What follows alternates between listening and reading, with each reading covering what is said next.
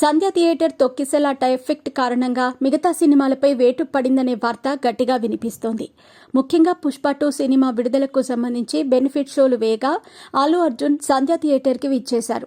హైదరాబాద్లో సంధ్య థియేటర్లో అల్లు అర్జున్ సందడి చేయడంతో ఆయనను చూడటానికి అభిమానులు ఎగబడటంతో తొక్కిసలాట జరిగింది. ఆ తొక్కిసలాటలో 39 ఏళ్ల రోహిణి అనే మహిళ అక్కడికక్కడే ప్రాణాలు వదలగా ఆమె కుమారుడు ప్రస్తుతం ఆసుపత్రిలో ప్రాణాలతో కొట్టుమిట్టాడుతున్నాడు. ఈ నేపథ్యంలోనే పెద్ద ఎత్తున ప్రజల నుంచి వ్యతిరేకత నెలకొంటోంది. ఇక ఈ మేరకు మంత్రి కోమటిరెడ్డి వెంకటరెడ్డి తీసుకున్న నిర్ణయానికి సినీ ఇండస్ట్రీ మొత్తం ఆశ్చర్యం వ్యక్తం చేస్తోంది. మీ పెట్స్ కి గ్రూమింగ్ నుంచి బర్త్డే సెలబ్రేషన్స్ వరకు అన్నింటిలో మంచి ఆఫర్స్ ని మాయా టైల్స్ అండ్ ట్రయల్స్ వారు మీ ముందుకి తీసుకుని వచ్చారు. ఎక్కడో కాదు, మన బాజ్పల్లిలో. Phone number 8985555318. సంధ్య థియేటర్లో పుష్ప 2 బెనిఫిట్ షో సందర్భంగా జరిగిన తొక్కిసలాట ఘటనతో ప్రభుత్వం అప్రమత్తమైంది. ఇకపై బెనిఫిట్ షోలకు అనుమతులు ఇవ్వబోమని మంత్రి కోమటిరెడ్డి వెంకటరెడ్డి ప్రకటించారు.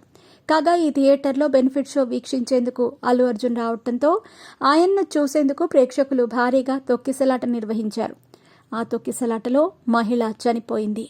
ఈ మేరకు ఈ నిర్ణయం తీసుకున్నట్టు సమాచారం. ఇకపోతే మంత్రి ఈ నిర్ణయం తీసుకోవడంతో పుష్ప 2 అలాగే అల్లు అర్జున్పై నిర్మాతలు ఆగ్రహం వ్యక్తం చేస్తున్నట్టు సమాచారం. అసలు కట్టుదిట్టమైన భద్రత లేకుండా ఎలా థియేటర్కి వెళతారంటూ ఆగ్రహం వ్యక్తం చేస్తున్నారు. ఇక అల్లు అర్జున్ సుకుమార్ కాంబినేషన్లో వచ్చిన చిత్రం పుష్ప 2 గత 3 ఏళ్లుగా యావత్ దేశ వ్యాప్తంగా సినీ ప్రేమికులు ఎంతగానో ఎదురుచూశారు. ఎట్టకేలకు డిసెంబర్ 5న విడుదలైన ఈ సినిమా భారీ అంచనాలనే అందుకుంది. తమ అభిమానుల మధ్య సినిమా చూడాలనుకున్న అల్లు అర్జున్కి ఇప్పుడు అసలు చిక్కు వచ్చి పడింది. మొత్తానికైతే ఈయన కారణంగా బెనిఫిట్ షోలు మొత్తం రద్దవటంతో నిర్మాతలు ఫైర్ అవుతున్నారు.